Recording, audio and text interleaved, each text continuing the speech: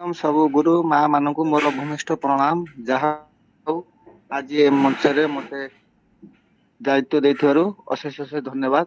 ସର୍ବପ୍ରଥମେ ଏ ମଞ୍ଚର ସ୍ରଷ୍ଟା Surendra sir, doctor Daniel Johnson, ମୋର ଅଫଲାଇନ ପ୍ରଦୀପ ସାହୁ, ତାଙ୍କୁ ମୋର କୋଟି କୋଟି ପ୍ରଣାମ। ଯାହା ହଉ ସେ ମତେ ଏଇଭଳିଆ ଗୋଟେ ଅପରଚୁନିଟି ଦେଇଛନ୍ତି, ସେଥିପାଇଁ ଭଗବାନଙ୍କୁ ପ୍ରାର୍ଥନା କରିବି। ତାଙ୍କୁ ବି ଅଶେଷ ଅଶେଷ ଧନ୍ୟବାଦ ଦେବି। ଯାହା ହଉ ସେ ଆମକୁ ଏଇଭଳିଆ ଗୋଟେ ପ୍ଲାଟଫର୍ମ ଦେଇଛନ୍ତି ଯେ ଆମ ମାଧ୍ୟମରେ କିଛି ଲୋକ ବି ପରିବର୍ତ୍ତନ ହୋଇପାରିବେ। ଆଉ ଯାହା ହଉ ମୋର ପରିଚୟ, ମୁଁ ଆନ୍ଦପୁରରୁ ଆଗରଦା ଗାଁରୁ ବିଲଙ୍ଗସ୍ କରୁଛି। ମୁଁ ଓନିକ୍ସି ଆଉ ଏ ଗେଟରେ ଅଛି। ଆଉ ଯାହା ହଉ ଆଜି ଯୋଉ ମହାନ ଗୁରୁ ଅଛନ୍ତି ବଲାଙ୍ଗୀରରୁ ସୁକାନ୍ତି ସାର୍, ତାଙ୍କୁ ନିମନ୍ତ୍ରଣ କରିବା କରତାଳି ମାଧ୍ୟମରେ ସେ ଆସନ୍ତୁ, ଆମକୁ କିଛି ମୋଟିଭେସନ ଆକାରରେ କିଛି ଦିଅନ୍ତୁ, ନୂଆ ମୋଟିଭେସନ। ଆଉ ସମସ୍ତଙ୍କୁ କହିବି କରତାଳି ମାଧ୍ୟମରେ ତାଙ୍କୁ ଆହ୍ୱାନ କରିବା, ସେ ଆସିକି ଆମକୁ କିଛି ମଞ୍ଚର ସ୍ରଷ୍ଟା ସୁରେନ୍ଦ୍ର ସାରଙ୍କୁ ମୋର କୋଟି କୋଟି ପ୍ରଣାମ ତଥା ମଞ୍ଚରେ ଉପସ୍ଥିତ ଥିବା ସମସ୍ତ ଗୁରୁଜୀ, ଗୁରୁମା, ମହାଗୁରୁ, ମାତୃ ଶକ୍ତି ଡାଇନାମିକ ଲିଡର ମାନଙ୍କୁ ମୋର ପ୍ରଣାମ। Myself Sukanta Tandi from Balangir district. ମୋର ଅଫଲାଇନ୍ ମୋର ବଡ଼ ଭାଇ ପ୍ରମୋଦ କୁମାର ତାଣ୍ଡି ଏବଂ ସୁପର ଅଫଲାଇନ୍ ଅରୁଣ କୁମାର ଦାସ ଏବଂ ପ୍ରଦୀପ ସାହୁ, ତାଙ୍କୁ ମଧ୍ୟ ନମସ୍କାର। ଆମେ ପୁରୁଣା ପାଠର ଆଲୋଚନା ଟିକେ କରିବା। ନେକ୍ସଟ ୱିକ୍ରେ ମୋର କିଛି ପ୍ରୋବ୍ଲେମ୍ ଥିବାରୁ ମୁଁ ଆସିପାରିବି ନାହିଁ, ସେଥିପାଇଁ ସମସ୍ତ ଗୁରୁମାନଙ୍କୁ କ୍ଷମା ଚାହୁଁଛି। ଆପଣଙ୍କର ଯଦି କମ୍ୟୁନିକେସନ୍ ସ୍କିଲ୍ ଭଲ ଅଛି ତାହେଲେ ଆପଣ ନିଶ୍ଚିତ ଯେକୌଣସି ପ୍ଲାଟଫର୍ମରେ ସକ୍ସେସ୍। ସେଇଭଳି ଆମ ଏ ପଲଭାଇନ୍ ଇଣ୍ଟରନ୍ୟାସନାଲରେ ଆପଣଙ୍କର କମ୍ୟୁନିକେସନ୍ ସ୍କିଲ୍ ଯଦି ଠିକ୍ ଅଛି ତାହେଲେ ଆପଣ ନିଶ୍ଚିତ ସକ୍ସେସ୍ ହେଇପାରିବେ।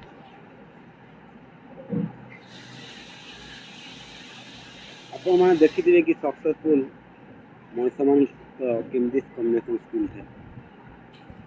ଲୋକମାନେ ସେମାନଙ୍କ କଥା ମନ ଧ୍ୟାନ ଦେଇ ଶୁଣନ୍ତି ଆଉ ସେଇଭଳି ହେବାକୁ ଚେଷ୍ଟା କରନ୍ତି। ଆରେ ୟା ଭଳି ହେଲେ ଲୋକମାନେ ମୋତେ କେତେ ପସନ୍ଦ କରନ୍ତି। ତ ଆପଣଙ୍କର କମ୍ୟୁନିକେସନ୍ ସ୍କିଲ୍ ପ୍ରଥମେ ଆପଣଙ୍କ କମ୍ୟୁନିକେସନ୍ ସ୍କିଲ୍ ନିହାତି ହେବା ଦରକାର।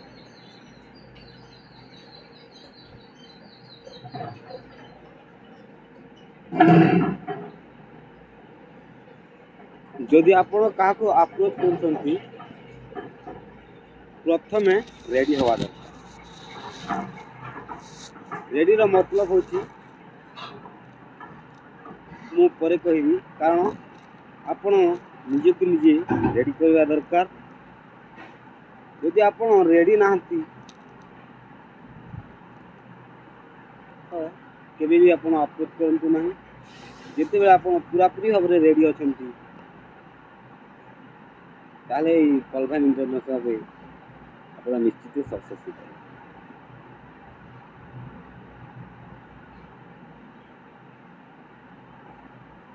ରେଡିର ମତଲବ ହେଉଛି, ପ୍ରଥମ ପଏଣ୍ଟ ହେଉଛି ସେଲ୍ଫ କନଫିଡେନ୍ସ, ମାନେ ଆତ୍ମବିଶ୍ୱାସ। ଆପଣଙ୍କର ଯଦି ଭରସା ଅଛି ଏଇ ବିଜନେସ୍ରେ, ଭରସା ଅଛି, ବିଶ୍ୱାସ ଅଛି ଯେ ଏଇ ବିଜନେସ୍ରେ ମୁଁ ସକ୍ସେସଫୁଲ୍ ହେଇପାରିବି, ଏଇ ବିଜନେସ୍ରେ ମୁଁ ପଇସା କମେଇ ପାରିବି, ଏଇ ବିଜନେସ୍ରେ ମୋର ସ୍ୱପ୍ନ ପୁରା ହେଇପାରିବ, ଏଇ ବିଜନେସ୍ ମୁଁ ଯଦି କରୁଛି ନିଶ୍ଚିତ ମୋର ଭବିଷ୍ୟତ ଅଛି, ଏଇଭଳି ଯଦି ସେଲ୍ଫ କନଫିଡେନ୍ସ ଅଛି ତାହେଲେ ଆପଣ ରେଡି ଅଛି। ଆପଣଙ୍କୁ ଯଦି ଲାଗୁଛି ଏ ବିଜନେସ୍ରେ ମୁଁ ବହୁତ ବଡ଼ ଇନକମ୍ ବି କରିପାରିବି ବା ଅନ୍ୟ ଯେକୌଣସି ଲୋକକୁ ଇନଭାଇଟ୍ କଲେ ସେ ମଧ୍ୟ ଯଦି ଭଲସେ ମେହନତ କରିବ ନିଶ୍ଚିତ ଏଇ ବିଜନେସ୍ରେ ସକ୍ସେସଫୁଲ୍ ହୋଇପାରିବ ଏବଂ ଭଲ ମଣିଷ ହେଇପାରିବ ଆଉ ତା ସ୍ୱପ୍ନ ପୁରା। ତାପରେ ଦ୍ୱିତୀୟ ପଏଣ୍ଟ ହେଉଛି ଆଟିଟ୍ୟୁଡ୍। এইটা ହେଉଛି ଗୋଟେ ଇମ୍ପୋର୍ଟାଣ୍ଟ ପଏଣ୍ଟ। ପ୍ରଥମେ ଜାଣି ରଖିବା ଦରକାର କି ଏଇ ବିଜନେସ୍କୁ ନେଇକି ଆପଣଙ୍କ ନଜରିଆ କିଭଳି ଅଛି। ଯଦି ଆପଣଙ୍କ ନଜରିଆ ଗିଭିଂ ଚେକିଂ ଅଛି ତାହେଲେ ଆପଣ କେବେ ବି ସକ୍ସେସଫୁଲ୍ ହୋଇପାରିବେ ନାହିଁ। କାରଣ ଆପଣଙ୍କର ଏଟିଟ୍ୟୁଡ୍ ସଦାବେଳେ ଗିଭିଂ ରହିବା ଦରକାର। ଯଦି ଆପଣଙ୍କର ଦିଲାବାଲା ନଜରିଆ ସବୁବେଳେ ହେଉଛି ତାହେଲେ ଆପଣ ଏଇ ବିଜନେସ୍ରେ ନିଶ୍ଚିତ ସକ୍ସେସଫୁଲ୍ ହୋଇପାରିବେ। କାରଣ ଯେତେବେଳେ ଗୋଟେ ମଣିଷ ଅନ୍ୟ ଯେକୌଣସି ଲୋକକୁ ଦେଇଥାଏ କିଛି ଜିନିଷ, ତାର ହାତ ସବୁବେଳେ ଉପରେ, ତଳେ ନୁହେଁ। ଯିଏ ତାକୁ କ୍ୟାଚ୍ କରେ ବା ନିଏ ତାର ହାତ ସବୁବେଳେ ତଳେ। ତ ସେଇଭଳି ଆପଣ ଜାଣି ରଖିବା ଦରକାର କି ଏ ବିଜନେସ୍ରେ ଗିଭିଂ ହେବା ଦରକାର, ଚେକିଂ ନୁହେଁ। ଆଉ ଆପଣଙ୍କୁ ଏମିତି ଭ୍ୟାଲ୍ୟୁ ରିଲାଇଜ୍ କରିବା ଦରକାର କି ମୁଁ ଏଇଭଳି ଏକ ପ୍ଲାଟଫର୍ମରେ ଏକ ବିଜନେସ୍ ପ୍ଲାଟଫର୍ମ ଦେଉଛି, ଏଥିରେ ସିଏ ଯଦି ଜଏନିଂ କରିବ ବା କାମ କରିବ ସିଏ ଏଥିରେ ନିଶ୍ଚିତ ସକ୍ସେସଫୁଲ୍ ହେବ। ଗୋଟେ ଛୋଟିଆ କାହାଣୀ କହିକି ତାକୁ ଛୋଟିଆ କାହାଣୀଟେ କହିବି। ଧରାଯାଉ, ମନେ କରାଯାଉ ଆପଣ ହେଉଛି ଗୋଟେ ବିଜନେସମ୍ୟାନ୍ ଆଉ ଆପଣ ଗୋଟେ ପାଣି ମୋଟରର ବିଜନେସ୍ କରୁଛନ୍ତି, ଯାହାକି ଆପଣଙ୍କ ବିଜନେସ୍ ବହୁତ ବଢ଼ିଆ ଚାଲିଛି ଏବଂ ଆପଣ ଗୋଟେ ସକ୍ସେସଫୁଲ୍ ବ୍ୟକ୍ତି ମନେ କରୁଛନ୍ତି। ତ ଆପଣଙ୍କ ଗୋଟେ ଦୋସ୍ତ ସାଙ୍ଗ ଅଛି, ଆଉ ଦିନେ ଫୋନ୍ କରିକି କହୁଛି, ଆରେ ସାଙ୍ଗ ମୋ ପୁଅ ପାଇଁ ମୁଁ କିଛି କାମ ଠିକ୍ କରିପାରୁନାହିଁ, ତ ଇନଭର୍ଟରର କମ୍ପାନୀ ଅଛି, ତ ମୋ ପୁଅକୁ କେଉଁଠି ଗୋଟେ କାମରେ ଲଗେଇଦେ। ତାପରେ ଆପଣ କହୁଛନ୍ତି ଠିକ୍ ଅଛି।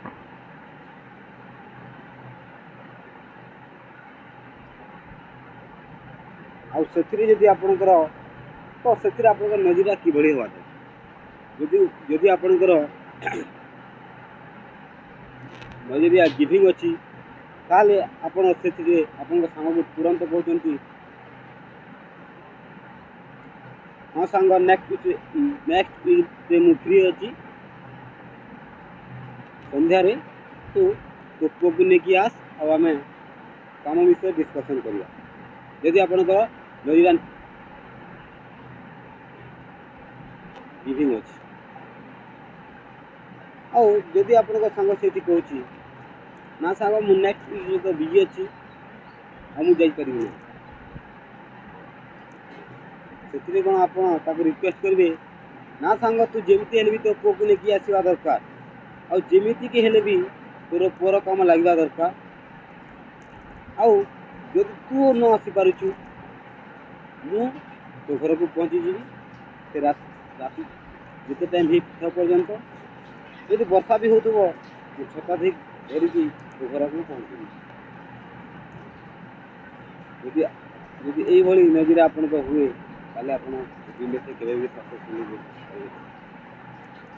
କାରଣ କାମ ତାହାକୁ ଦରକାର, ଆପଣଙ୍କୁ ନୁହେଁ। ସେଥିପାଇଁ ଆପଣଙ୍କ ନଜରିଆ ସବୁବେଳେ ଗିଭିଂ ହେବା ଦରକାର, ଚେକିଂ ନୁହେଁ। ତାପରେ ଦ୍ୱିତୀୟରେ ଆସିଛି ଉଚ୍ଚା ଲେବୁଲ୍। ଯେତେବେଳେ ଆପଣ କାହାକୁ ବି ଆପ୍ରୋଚ୍ କରୁଛନ୍ତି ବା କଥାବାର୍ତ୍ତା କରୁଛନ୍ତି, ଆପଣଙ୍କ ଉଚ୍ଚା ଲେବୁଲ୍ ସବୁବେଳେ ହାଇ ରହିବା ଦରକାର। ଉଚ୍ଚା ଲେବୁଲ୍ ହାଇ ରହିବାର ଦରକାର, ମାନେ ଏଇଆ ନୁହେଁ ଯେ ଆପଣ ଚିଲିକି କହିବେ। ଆପଣଙ୍କ କଥାରେ ଗୋଟେ ଚମକ ଦେଖିବା ଦରକାର, ଆପଣଙ୍କ କଥାରେ ଗୋଟେ ଏଭଳି କଥା କହିବା ଦରକାର କି ଲୋକମାନେ ଆମକୁ ଶୁଣିବେ, ସେଭଳି ହେବା ଦରକାର। ଉଚ୍ଚା ଲେବଲ୍ ମାନେ ଗୋଟେ କଣ୍ଟିଜିଅସ୍ ଭଳି, ଯାହାକି ଯଦି ଆପଣଙ୍କ ସାଙ୍ଗରେ ଗୋଟେ ପଜିଟିଭ୍ ଲେବୁଲ୍ର ଉର୍ଜା ଲୋକ ଅଛି, ସେଥିରେ ସେ ସମସ୍ତଙ୍କୁ ପଜିଟିଭ୍ କରିଦେଇଥାଏ। ଆଉ ଦେଖିଥିବେ ଆପଣଙ୍କ ପାଖରେ ଯଦି ଗୋଟେ ନେଗେଟିଭ୍ ଲୋକ ଅଛି, ଆପଣଙ୍କୁ ନେଗେଟିଭ୍ କରିଦିଏ। ତ ଆପଣଙ୍କ ଆଉ ଗୋଟେ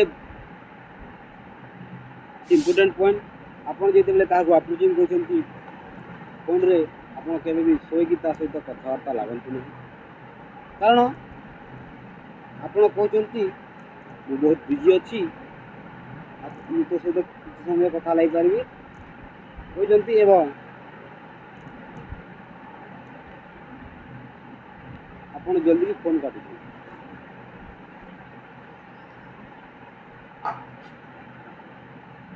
କିନ୍ତୁ ସେଥିରେ ଆପଣ ଯାହା ସହିତ କଥା ଲାଗୁଛନ୍ତି ସାମ୍ନା ବାଲାକୁ ସେ ଜାଣିପାରୁଛି କି ସେ ଶୋଇକି କଥା ଲାଗୁଛି।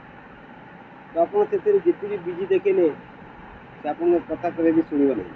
ସେଥିପାଇଁ ଶୋଇକି ଆପଣ କେବେ ବି କାହା ସହିତ ଫୋନ୍ରେ କଥା ଲାଗନ୍ତୁ ନାହିଁ। ସେ ଆପଣଙ୍କର ଯେତେ ନିଜର ହେଇଥାନ୍ତୁ ନା କାହିଁ। ତାପରେ ଆପଣ ଚତୁର୍ଥରେ ଆସୁଛି ମକସଦ। ଆପଣଙ୍କର ମକସଦ କେବଳ ତାକୁ ବିଜନେସ୍ ପ୍ରେଜେଣ୍ଟେସନ୍ ଦେଖିବାର ହେବା ଦରକାର। ଆଉ ଅନ୍ୟ କୌଣସି ତାଠୁ ଆକ୍ସେପ୍ଟ କରିବା ଦରକାର ନାହିଁ। କେବଳ ତାକୁ ବିଜନେସ୍ ପ୍ରେଜେଣ୍ଟେସନ୍ ଦେଖାନ୍ତୁ। ତାପରେ ଯଦି ତାକୁ ଭଲ ଲାଗୁଛି ସେ ଜଏନିଂ କରିବେ। ତାକୁ ବାଧ୍ୟ କରନ୍ତୁ ନାହିଁ କି ତୁ ମୋ ପାଇଁ ଜଏନିଂ କରିବା, ତୋର ଲାଇଫ୍ ଚେଞ୍ଜ ହେଇଯିବ, ମୁଁ ତୋର ଲାଇଫ୍ ଚେଞ୍ଜ କରିଦେବି। ସେଇଭଳି କରନ୍ତୁ ନାହିଁ, ତାକୁ ରିକ୍ୱେଷ୍ଟ କରନ୍ତୁ। ତାପରେ ପଞ୍ଚମରେ ଆସୁଛି ଡୋଣ୍ଟ ଟେକ୍ ରିଜେକ୍ସନ୍ ପର୍ସନାଲି। ଯଦି ଆପଣ କାହାକୁ ଏ ବିଜନେସ୍କୁ ଅଫର୍ କରୁଛନ୍ତି, ଯଦି ଆପଣଙ୍କ ନିଜର ଲୋକ କେହି ବା ଅନ୍ୟ କେହି ବନ୍ଧୁବାନ୍ଧବ ସାଙ୍ଗସାଥି ଆପଣଙ୍କୁ ଏଇ ବିଜନେସ୍ ପାଇଁ କାମ କରିବା ପାଇଁ ମନା କରୁଛନ୍ତି, ସେ ଆପଣଙ୍କ ଇନସଲ୍ଟ କରୁନାହାନ୍ତି। Don't take rejection personally. ଆପଣ ରିଜେକ୍ସନ୍କୁ ପର୍ସନାଲି ନେବା ଦରକାର ନାହିଁ। କାରଣ ଦେଖନ୍ତୁ, ସବୁ କାମ ପାଇଁ ସବୁ ମଣିଷ ତିଆରି ହୋଇନଥାନ୍ତି। ଆପଣମାନେ ଜାଣିଥିବେ, ଆପଣଙ୍କ ଗାଁରେ ଦେଖନ୍ତୁ ସବୁ ମଣିଷ କ'ଣ ସବୁ କାମ କରନ୍ତି? କିଏ ଭଲ ବିଜନେସମ୍ୟାନ୍ ହୋଇଥିବ, ତ କିଏ ଭଲ ଜବ୍ କରୁଥିବ, ତ କିଏ ଭଲ ଚାଷୀ ହେଇଥିବ, ତ କିଏ ଭଲ ଗୋଟେ ଯେମିତିକି ଲୋହାର ହେଇଥିବ, ବା କିଏ ଭଲ ଗୋଟେ ଖେଳାଳି ହୋଇଥିବ। ତ ସବୁ ଭଳିଆ ଲୋକ ଅଛନ୍ତି। ତ କିଏ ଭଲ କିରାନା ଦୋକାନଟିଏ ଦେଇଥିବ। ତ ସବୁ ଲୋକ ସବୁ କାମ ପାଇଁ ନାହାନ୍ତି। ଆପଣ ଏଇଭଳି ଲୋକଙ୍କୁ ଖୋଜିବେ ଯାହାକି ଆପଣଙ୍କ ଭଳିଆ ସୋଚ ରଖୁଥିବ। ସେଥିପାଇଁ ଯଦି ଆପଣଙ୍କ କାମକୁ କିଏ ମନା କରୁଛି, ସେ ଆପଣଙ୍କୁ ମନା କରୁନାହାନ୍ତି, ସେ ଆପଣଙ୍କୁ ଇନସଲ୍ଟ କରୁନାହାନ୍ତି, ଏଇଟା ଜାଣି ରଖିବା ଦରକାର। ସେ ଆପଣଙ୍କୁ ମନା କରୁନାହିଁ, ସେ ଆପଣଙ୍କ କାମକୁ ମନା କରୁଛି, ଏଇଟା ଆପଣଙ୍କୁ ନିହାତି ଜାଣିବାର। ତାପରେ ଦେଖନ୍ତୁ, ପ୍ରଥମେ ସେଲ୍ଫ କନଫିଡେନ୍ସ, ତାପରେ ହେଉଛି ଏଟିଟ୍ୟୁଡ୍, ତାପରେ ଉର୍ଜା ଲେଭେଲ, ମକସଦ, ଡୋଣ୍ଟ ଟେକ୍ ରିଜେକ୍ସନ୍ ପର୍ସନାଲି। ଯଦି ଏଇଭଳି 5 ଷ୍ଟେପ୍ ଆପଣଙ୍କ ପାଖରେ ଅଛି, ତାହେଲେ ଆପଣ ଆପ୍ରୋଚ୍ କରିବା ପାଇଁ ରେଡ଼ି ଅଛି। ମୁଁ ରେଡ଼ିର ମତଲବ ଆଗରୁ କହିଥିଲି। ଏଇ 5 ଷ୍ଟେପ୍ ଯଦି ଆପଣଙ୍କର କ୍ଲିୟର ଅଛି, ତାହେଲେ ଏଇ ବିଜନେସ୍ରେ ଆପଣ ବହୁତ ଆଗକୁ ଯାଇପାରିବେ। ତାପରେ ଦେଖନ୍ତୁ, ଦ୍ୱିତୀୟ ପଏଣ୍ଟରେ ଅଛି ବିଜନେସ୍ ପ୍ରେଜେଣ୍ଟେସନ୍ ହେଉଛି 3 ପ୍ରକାର। ପ୍ରଥମ ହେଉଛି 1-to-1 ବିଜନେସ୍ ପ୍ରେଜେଣ୍ଟେସନ୍, ତାପରେ ହାଉସ୍ ବିଜନେସ୍ ପ୍ରେଜେଣ୍ଟେସନ୍ ଏବଂ ମାସ୍ ବିଜନେସ୍ ପ୍ରେଜେଣ୍ଟେସନ୍।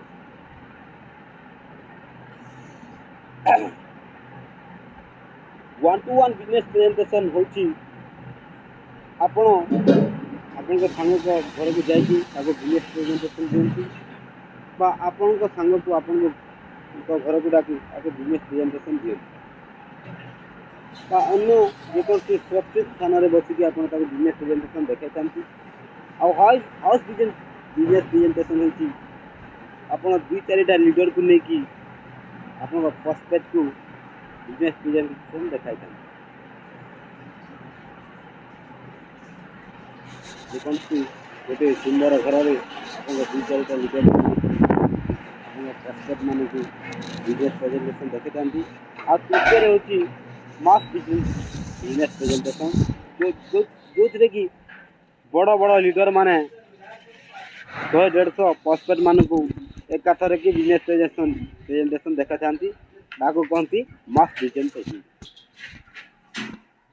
ତାପରେ ଦେଖନ୍ତୁ, ଏବେ ଜାଣିବା ଆମେ ହ୍ୟୁମାନ୍ ବିହେଭିୟର,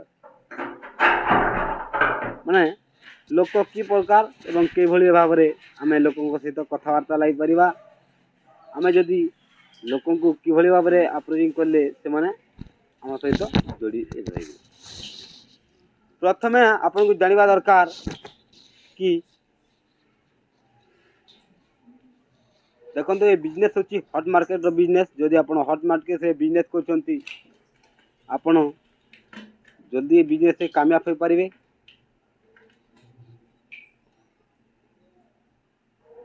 मार्केट होची चारि प्रकार, जहा कि प्रथमे अछि हॉट मार्केट, तापरे वार्म मार्केट, तापरे कोल्ड मार्केट, तापरे फ्रेश मार्केट।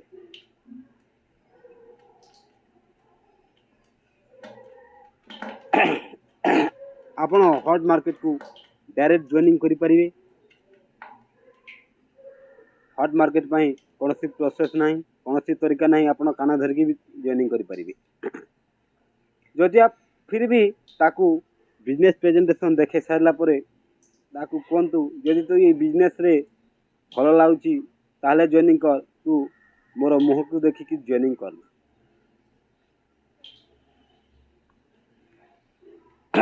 जाकि जो सुनते ही बात आ जाता है पास, जो सुनते ही बात आ जाता है पास, उसे कहते हैं हॉट मार्केट। जो चोट लगाने के बाद लगाता है झंडू बम, जो चोट लगाने के बाद लगाता है झंडू बम, उसे कहते हैं मार्केट बम।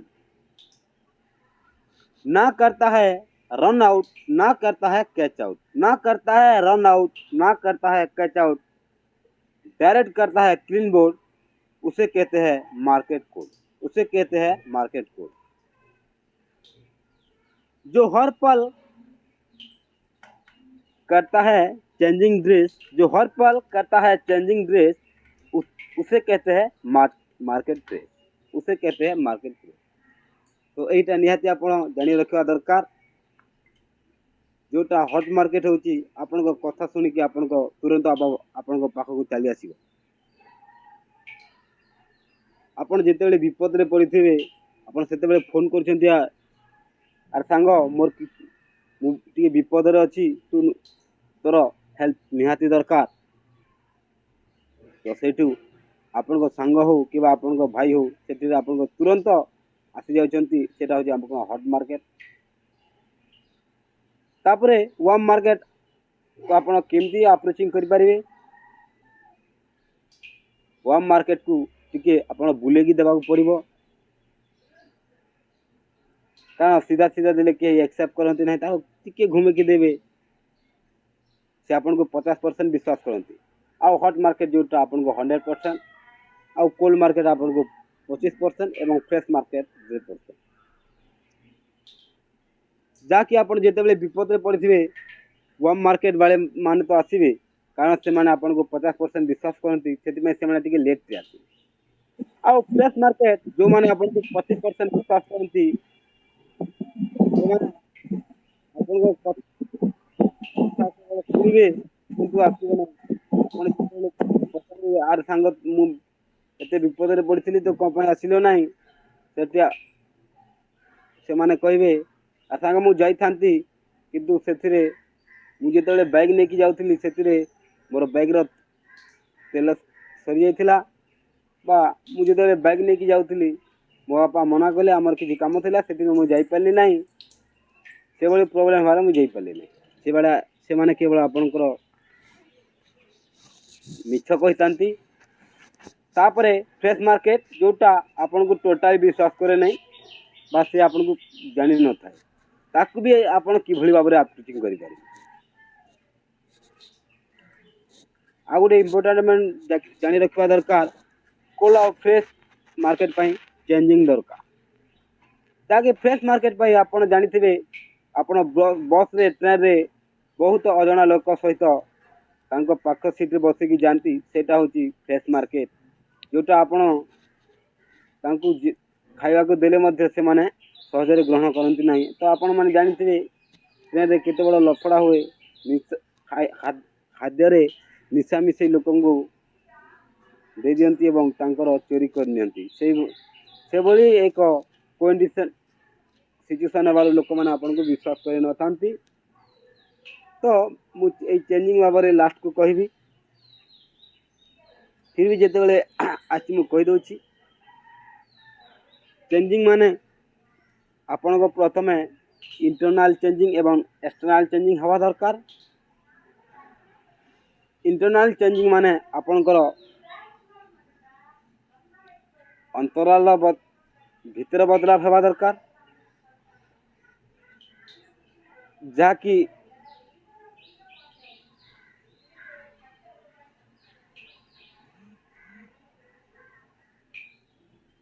आपणकर सब मीठा मीठा कथा बाहर दरकार आम पार्टी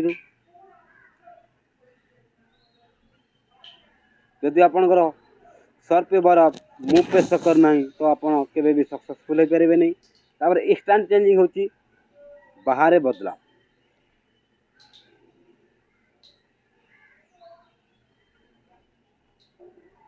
जितेबाला आपण क्या अप्रोचिंग कर आपण इंटरनल एवं एक्सटर्नल चेंजिंग होची देखंतु आपण को गोटे भल ड्रेस कोड हवा दरकार गोटे फॉर्मल ड्रेस कोड हवा दरकार तापरे आपण हेयर स्टाइल बहुत सुंदर हवा दरकार जहाँकि आपन को सूट करुथबो आपन बॉडी लैंग्वेज तो सूट करुथबो एवं आपन गोटे फॉर्मल शू हवा दरकार एवं भल फॉर्मल गोटे बेल्ट हवा दरकार जहाँकि आपन चली जाउथले देखिकी लागबा दरकार लोकन को कि हाँ निश्चय गोटे भल काम करछि बा गोटे भल भल प्लेटफॉर्म रे जड़ित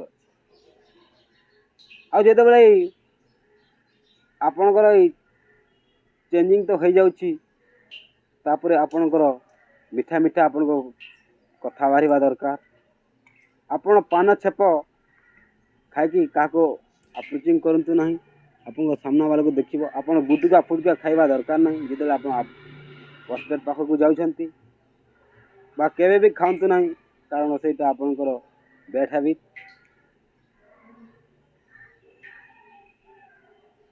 आपन सुंदर हेयर स्टाइल हेबा दरकार जेते बेला आपण दर्पण पाखरे छिड़ा होगी देखिए आपण तल ऊपर पूरा स्मार्ट देखा दिवा दरकार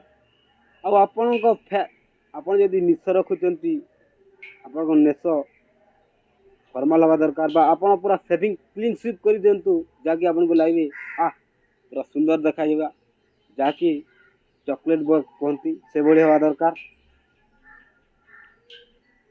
तापर देखंतु एटा तो आसिला तापर आपण अप्रोच करिवे किपरि एटा गोटे इम्पोर्टेंट मु कहबी तापर प्रथम पॉइंट होची बी इन हरी आपण जेते बेले जा सहित कथावार्ता लागुछंती सब बेले जल्दबाजी बिजी रहबा दरकार आपण आपन सांग सहित बा आपन बंधु बांधव सहित बा जे कोनसी रिलेटिव सहित कथा लागुछंती आपण सब बेले ताको बिजी देखंतु बिजी को माने थांती सब बेले सक्सेसफुल लोक माने बिजी थांती एवं तांको पाखरे समय कम थाए तार फायदा बिजी लोकंकर एटा होता है कि जो माने बिजी थांती लोक माने से मानको कथा सुनंती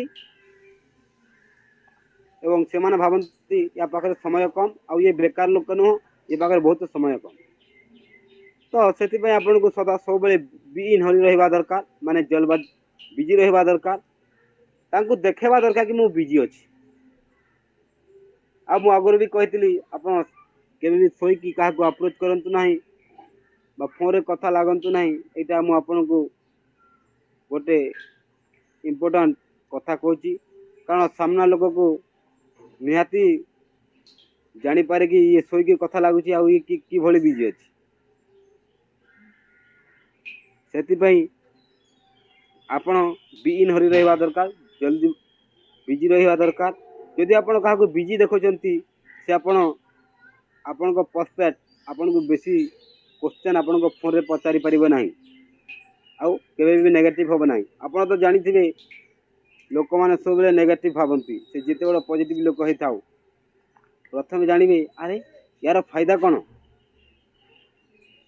जेते बेले काहा को अप्रोच करचंती आपण को दुईटी जिंस क्लियर होबा दरकार मेरे लिए क्या है और मैं ही जदि ए दुईटी जिनस क्लियर हो जाउची से आपन को सहित निहाती जोड़ी रहिबो मेरे लिए क्या है और मैं ही माने तू मते ही काहे कि कहचू आर ए बिजनेस पई मु ही काहे एटा मु टिके परे कहबी तापर जेते बेले काहा को अप्रोच करजंती सच्ची तारीफ करबा निहाती दरकार देखो तारीफ क्या पसंद नुह तारीफ समस्त को पसंद जितेबाला आप अप्रोच कर ता विषय तो आप टिकी खबर रखा दरकार जे से कौ भली लोक के भाव में कथा से मो कथा शुणव से भली सचिव तारीफ करवा दरकार जदि सी भल पाठ पढ़े अरे सांग तू तो बहुत बढ़िया पाठ पढ़ू तोर से खूबी देखी मत बहुत प्राउड फिल हुए आ से यदि भल हेयर स्टाइल अच्छी अरे सांग तोर हेयर स्टाइल ये अच्छी तार हीरो मैंने भी फिका पड़ जाए तोर स्टाइल रे तार जब भल ड्रेस कोड अच्छी से ड्रेस कोड को नहीं तारीफ कर दिंतु से जदि स्मार्ट अच्छी स्मार्टनेस को लेकिन तारीफ कर दिंतु तार जदि कथबार्ता भल अच्छी से कथबार्ता को लेकिन तारीफ कर कहतु तो आपण कथा से निश्चय शुणव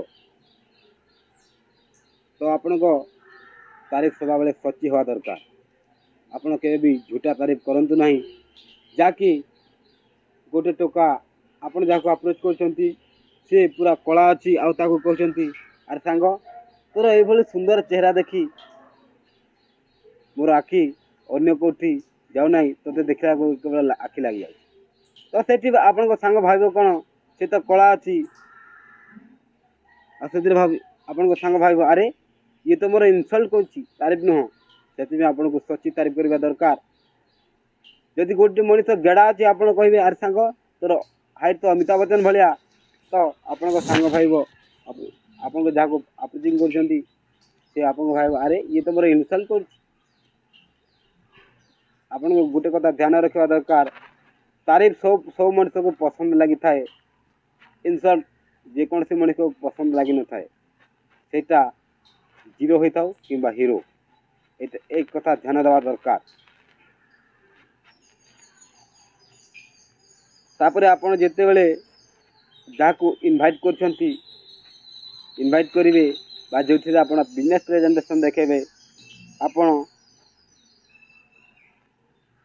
समय एवं जगह डिसीजन करवा दरकार जिथे कि आपण बिजनेस प्रेजेंटेशन देखे पारे जहाँकि सुरक्षित स्थान एवं जो थे कि नेगेटिव लोक मैंने नथिबे जदि 10-15 जन थे आपण प्रस्पेक्ट को बिजनेस प्लान प्रेजेंटेशन देखेदेवे तार इच्छा थी जॉइनिंग कर किसी लोक नेगेटिव करदे और ये बहुत बड़ स्कीम आईटा गोटे ठक स्कीम बा ठक प्लाटफर्म ए लोक सक्सेसफुल हो पारना से लोक को करदे से आपण को आपण जगह निश्चय डिसीजन करवा दरकार से आप घरे हो कि अन्य जेकोसी सुरक्षित स्थान हो तापर आपण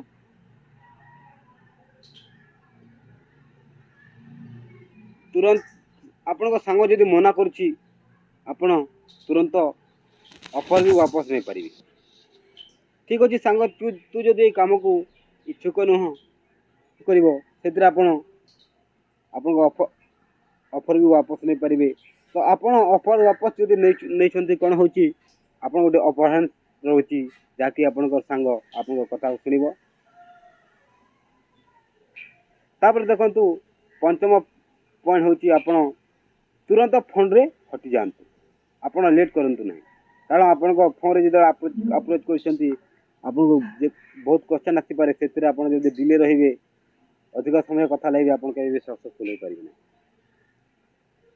प्रथम आप कहते कि मु बिजी अच्छी आ तो सहित 2 मिनट कथा लगी पारि आउ से कहते तुम गाँ पोखरी माछ केमती से इलिश माछ खाई मत बढ़िया लगला तुम गाँव बिलर से चाष बाड़ी केमती एभली भाव जदि कथा लगे से आप कथा केवे भी शुणव ना से आपन को जल्दी फोन रू काटिदेवा दरकार हटि जावा दरकार कारण आपन फायदा यहाँ हुए कि से फोन रे आपन को कौन अधिक प्रश्न पचारि पारिबो नाही आपन ताकू कहिबे कि आमे जेबे गोटे तारीख गोटे दिन आमे जिते बड़े 2 जन गोटे जगार भेट करवा मुझे विस्तार भाव में प्लान को बुझेबी आपन जदि फोन रे देबे से बुझी पारिबो नाही से जिते एजुकेशन लोक होता जिते एजुकेटेड लोक होता फोन के बुझीपार ना प्रथमे कौन मास 1.5 मास पर्यंत भी पॉलिफाइन इंटरनेशनल को आसले बुझीपार नहीं धीरे धीरे बुझीपार तो आप फोन देले से केमती बुझब हाँ से आपण को मुह की देखिकी जॉइनिंग कर पारि थाए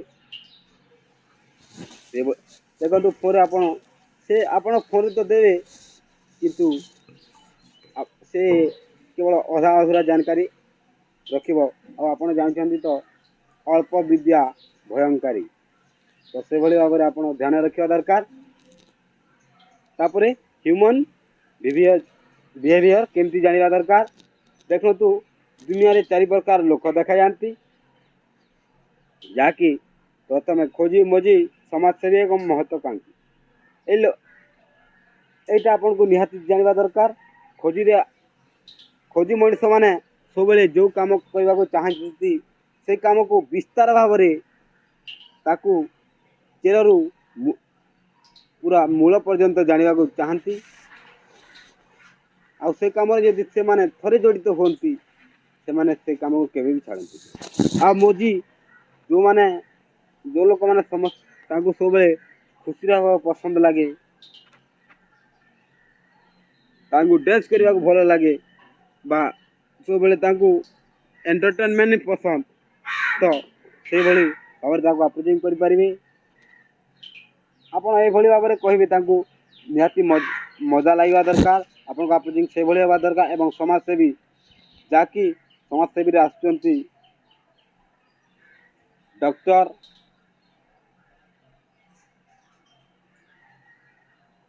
बा टीचर जहाँकि अन्य लोकंर जी सब भल चाहिए से हूँ समाजसेवी से भाई लोक मान आप बिजनेस रे अप्रोचिंग करें जहाँकि ए बिजनेस रे बहुत बढ़िया लोकंर सेवा अच्छी आप यदि चाहिए लोगों को ट्रेनिंग दे पारे आप यदि चाहिए लोगों को किसी आपंकर एजुकेशन किसी लोगों को दान करें जहाँकि लोक मैंने शुणिकी निश्चित शिक्षित हो पारे तापर महत्वाकांक्षी यहाँ हूँ गोटे यही लोक यही क्वालिटी जहाँ पाखे थाए से डायरेक्ट जॉइनिंग करवा लोक जहाँकि मत केते काम करने को पड़ो आ केते समय करने को पड़ो से डायरेक्ट जॉइनिंग कर पारि थाए मु केते काम कले मते केते मिलिबो एटा होची महत्वाकांक्षी लोकर क्वालिटी तो आपन को जानिबा निहाती दरकार तापरे आपन को लिस्ट हवा निहाती दरकार लिस्ट रो डेफिनेशन होची लॉन्ग इम्पोर्टेंट सक्सेस सफलता पाने के लिए एक लंबा महत्वपूर्ण समय चाहिए देखो तो लिस्ट भी आपन गोटे परफेक्ट हवा दरकार प्रथमे आपन जाको आपनकर रिलेटिव रे ये होचंती प्रथमे तांकर नेम हवा दरकार तापर तांकर एज भी निहाती जानिबा दरकार देखंतु आपन जदि गोटे कम बयस लोक को अप्रोच करछंती 18 रु कम बयस तो आपन तो जानिथिबे आपन तो सेटा आपन को भी जଣା अछि जे 18 रु कम बयस लोक को से माने होचंती चाइल्ड लेबर 18 जदि कम बयस होची से मान को काम लगेगा दंडनीय अपराध से 18 ऊपर बयस लोक को आप अप्रोचिंग करें लिस्ट बन पारे प्रथम नेम हवा दरकार तापर एज हवा दरकार तापर से आपन को केते विश्वास करुछि सेटा लिखबे जदि आपन को 100% विश्वास करुछि एज लिखबे आउ जदि 50% विश्वास करुछि ताहले डब्ल्यू लिखिए आउ 25% जब विश्वास कर सी लिखिए एवं यदि आपन तांको नुआ नुआ जानछन्ती ताको एफ लिखिए माने फ्रेश मार्केट तापरे से को भली क्वालिटी रो सेटा जानिबा दरकार सेति से जदि खोजी होची खोजी लिखिए मोजी होची मोजी लिखिए समाजसेवी होची समाजसेवी लिखिए आउ जदि महत्वाकांक्षी होची महत्वाकांक्षी लिखिए तापरे ऑक्युपेशन तार ऑक्युपेशन लिखिए कारण ଅକ୍ୟୁପେସନ୍ ଲେଖିବେ ସେ ଜବ୍ କରୁଛି। ସେ ଯଦି ଜବ୍ କରୁଛି କେଉଁ ଜବ୍ କରୁଛି? ସେ ଟିଚର୍ ଅଛି ନା ଇଞ୍ଜିନିୟର ଅଛି ବା ଓକିଲ ଅଛି, ଯେକୌଣସି ସେ କେଉଁ ଜବ୍ କରୁଛି। ସେ ଯଦି ଓକିଲ ଅଛି ଓକିଲ ଲେଖିବେ ଏବଂ ଟିଚର୍ ଅଛି ଟିଚର୍ ଲେଖିବେ। ସେଭଳି ଭାବରେ ପରଫେକ୍ଟ ଲିଷ୍ଟ ବନେଇବେ। ଯଦି ଏଇଭଳି ଭାବରେ ପରଫେକ୍ଟ ଲିଷ୍ଟ ବନେଇଛନ୍ତି ତାହେଲେ ଆପଣଙ୍କ ଅପ୍ଲାଇଙ୍କ ସହିତ ଡିସ୍କସନ୍ କରି ଆପଣ ଆପ୍ରୋଚିଂ କରିପାରିବେ। ଆପଣ କେବେ ବି ବିନା ଡିସ୍କସନ୍ ଆପଣଙ୍କ ଅପ୍ଲାଇନ୍ ସହିତ କେବେ ବି ବିନା ଡିସ୍କସନ୍ରେ କାହାକୁ ବି ଆପ୍ରୋଚିଂ କରନ୍ତୁ ନାହିଁ। ଏଇଟା ନିହାତି ଧ୍ୟାନ ରଖିବା ଦରକାର। ଆପଣ ଯଦି ଚିସ୍ମାର ଖାଁ ଭାବି ନିଜେ ନିଜେ ଯାଇକି ବିଜନେସ୍ ପ୍ରେଜେଣ୍ଟେସନ୍ ଦେଖେଇବେ, ଆପଣଙ୍କ ଗେଷ୍ଟ ଜଏନିଂ କରିବ ନାହିଁ, ଫେଲ୍ ହେଇଯିବ। କାରଣ ଆପଣଙ୍କୁ ତ ଅଧା ଅଧା ଜାଣିକାରୀ ଅଛି, ଆପଣ ଅନ୍ୟ ଲୋକଙ୍କୁ କ'ଣ ଦେବେ? ହଁ, କିଛି ଲୋକ ଆପଣଙ୍କୁ ଜଏନିଂ ନ କରନ୍ତି, କିନ୍ତୁ ଆପଣ ନିଶ୍ଚିତ ଧ୍ୟାନ ରଖିବା ଦରକାର। ଆପଣ ଯାହାକୁ ବି ବିଜନେସ୍ ପ୍ରେଜେଣ୍ଟେସନ୍ ଦେଖେଇବା ଆଗରୁ ଆପଣଙ୍କ ଅପ୍ଲାଇନ୍ ସହିତ ତା ବିଷୟରେ ଡିସ୍କସନ୍ କରନ୍ତୁ। ନିହାତି ଭାବରେ ତା ସହିତ ଟିକିନିକି ଭାବରେ ଡିସ୍କସନ୍ କରନ୍ତୁ। ଆପଣଙ୍କ ଅପ୍ଲାଇନ୍କୁ ପଚାରନ୍ତୁ, ଆପଣଙ୍କ ପାଖରେ ଯେତେ ଏଜୁକେସନ୍ ଥାଉ ନା କାହିଁକି। ମୁଁ ସେଇଭଳି ଆପଣମାନେ ଜାଣିଥିବେ, ମୁଁ ପ୍ରଦୀପ ସାର୍କୁ ଆପଣମାନେ ପଚାରି ପାରନ୍ତି। ମୁଁ ଯାହାକୁ ବି ବିଜନେସ୍ ପ୍ରେଜେଣ୍ଟେସନ୍ ଦେଖେଇବାକୁ ଯାଏ, ପ୍ରଥମେ ପ୍ରଦୀପ ସାର୍ କି ଅରୁଣ ସାର୍ ତ ଟିକେ ସମୟ ଦେଇପାରନ୍ତାନି, ବହୁତ ବିଜି ଲୋକ। ମୁଁ ପ୍ରଦୀପ ସାର୍ଙ୍କୁ ସେ ଲୋକଙ୍କ ବିଷୟରେ ପୁରାପୁରି ଡିସ୍କସନ୍ କରେ। କେଉଁଭଳି ଭାବରେ ତାଙ୍କୁ କହିଲେ ହେବ, ସେ ଏଭଳି କାମ କରେ, ତା ଘରେ ଏଭଳି ପରିସ୍ଥିତି ଅଛି। ତ ପ୍ରଦୀପ ସାର୍ ମୋତେ ବିସ୍ତାର ଭାବରେ କୁହନ୍ତି, ତାଙ୍କୁ ଏଭଳି ଭାବରେ କହିବ। ଆଉ A to Z ଯେଉଁଥିରେ କି ସେ କୁହନ୍ତି ସେଥିରେ ମୋତେ ହେଲ୍ପଫୁଲ୍ ହେଇଯାଏ। ଆଉ ମୋତେ ଏଭଳି ହେଲ୍ପ ମିଳେ ଯେ ଯାହାକି ମୁଁ ଆରାମସେ ବିଜନେସ୍ ପ୍ରେଜେଣ୍ଟେସନ୍ ତାକୁ ଦେଖିପାରେ। ତ ସେଇଭଳି ଆପଣ ଆପଣଙ୍କ ଅପ୍ଲାଇନ୍ ସହିତ ଗୋଟେ ପରଫେକ୍ଟ ଲିଷ୍ଟ ବନେଇ ଡିସ୍କସନ୍ କରିବା ଦରକାର ସେ ପରଫେକ୍ଟ ବିଷୟରେ। ତାପରେ ଆପଣ ନିଶ୍ଚିତ ଧୀରେ ଧୀରେ ସକ୍ସେସଫୁଲ୍ ହେଇପାରିବେ। ତ ଯଦି ଏ ସେସନ୍ରେ ଯଦି କୌଣସି ଭୁଲ ଥାଏ ମୋତେ କ୍ଷମା କରିଦେବେ। ଯଦି ଯେଉଁଟା ଭଲ ଲାଗିଛି ସେଇଟା ଆପଣ ନିଜ ମନ ଭିତରେ ରଖିବେ। ଆଉ ଯଦି କିଛି ଭୁଲ ଥାଏ